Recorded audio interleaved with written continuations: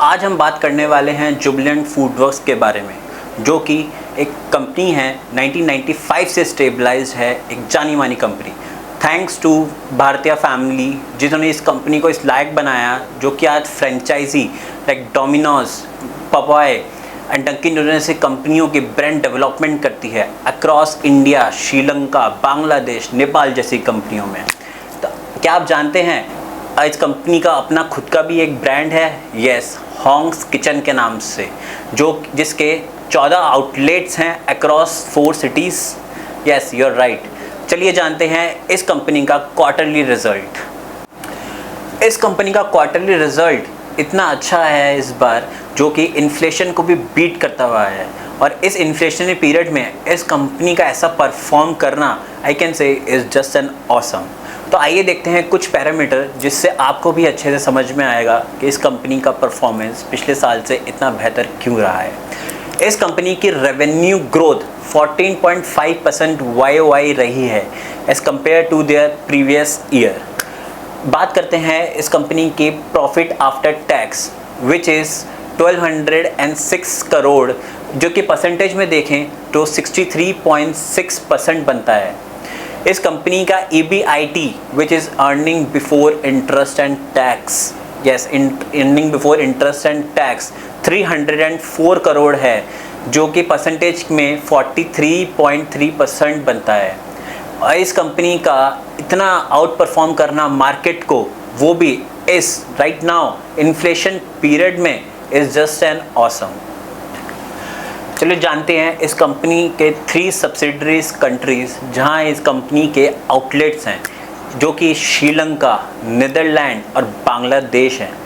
श्रीलंका में इस कंपनी के 81% ग्रोथ शो करी है क्वार्टरली, और in Bangladesh it shows that 49% of growth as in compare to the Indian revenue, which is a most outperformed as you can से।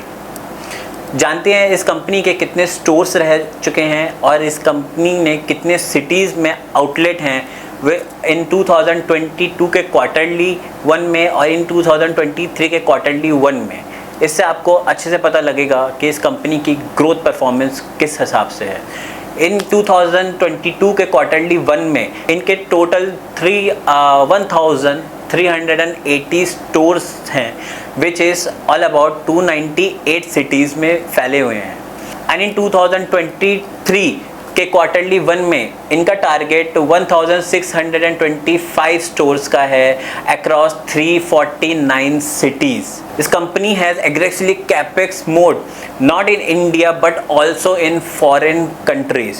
ये company अपने को एक्सपेंड करती जा रही है, जो कि देख के इसके पास इन्वेस्टर्स भी खींचे चले आ रहे हैं।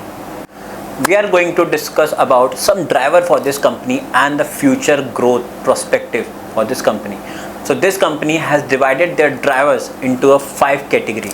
So now let's discuss about it one by one. The first one is dominant play in food. Take Powerhouse. In Powerhouse, this is the world best company as prospect to the investor and as prospect to the customer. The second one is consistent free cash flow. This company have enough free cash flow that they can use for their growth and give a higher return to their investors. The third one is company consistently growth as internationally. This company is consistently growing internationally and making themselves a big company and joining and converting their customers into their investors. The fourth one is digital footprints are strong. Because of this, various customers are easily approached to them and easily can make their service so easy. The fifth and the last one is build new product. This company is making new products every year, every time, so that they can attract new investors and new customers. As a SEBI registered investment equity advisory company, we don't recommend any company to any investor. But this Jubilant Foodworks have good revenue potential, but as compared to their valuation, we're still waiting for the best one.